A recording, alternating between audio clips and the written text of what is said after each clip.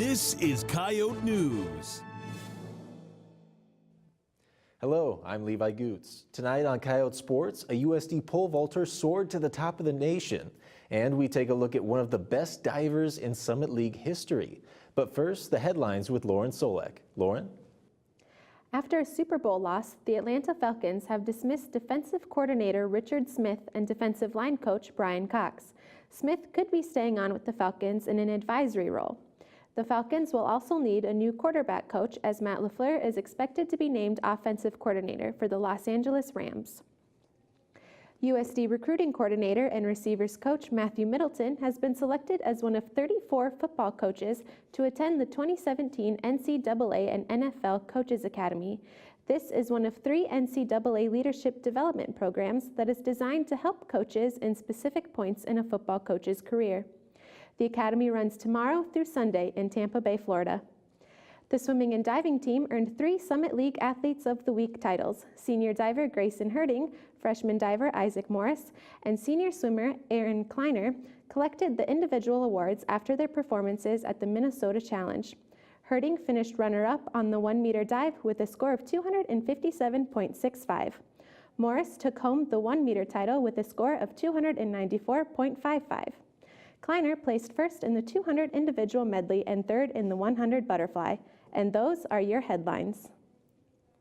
USD's track and field team had a successful weekend at their first home meet of the season. The Coyotes won 25 events at the Dakota Realty Alumni Meet. Freshman pole vaulter Chris Nielsen was named Summit League January Athlete of the Month. Nielsen took back title of highest jump in the nation after improving his personal best to 18 feet 4 3/4 inches. Nielsen's jump is now tied for 16th in the world. Senior Tyler Frank captured the men's high jump at 7 feet and 1/4 inch, with only 1/4 inch away from his personal best. Frank's jump is tied for first in the Summit League and 28th in the nation.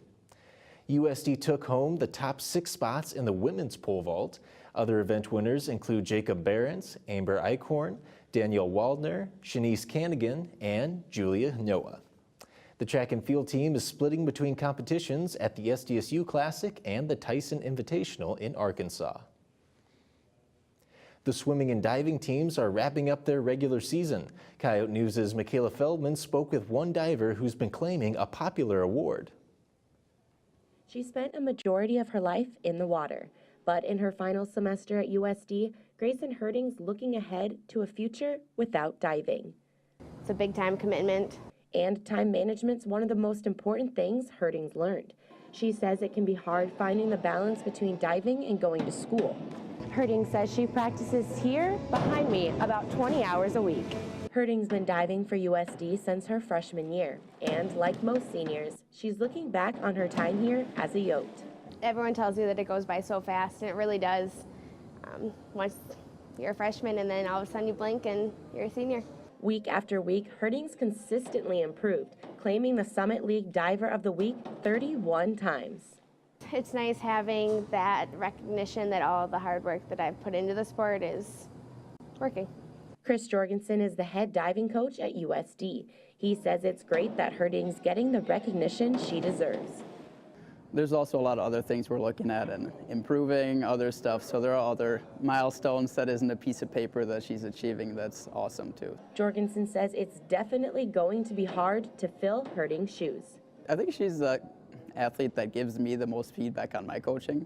So there's a lot of times we'll have some talks after practice and she'll let me know what she doesn't like, what she likes. So she's definitely helped me evolve as a coach. Herding's done diving after graduation, but she says it's definitely going to be different. This has been at least 12 years of my life. It's something I've done every day, and so doing something different is going to be different. For the Sports Report, I'm Michaela Feldman. The men's and women's swimming and diving teams compete next at the Summit League Championships on the 15th in Indianapolis. The swimming and diving team competed at the Minnesota Challenge this weekend.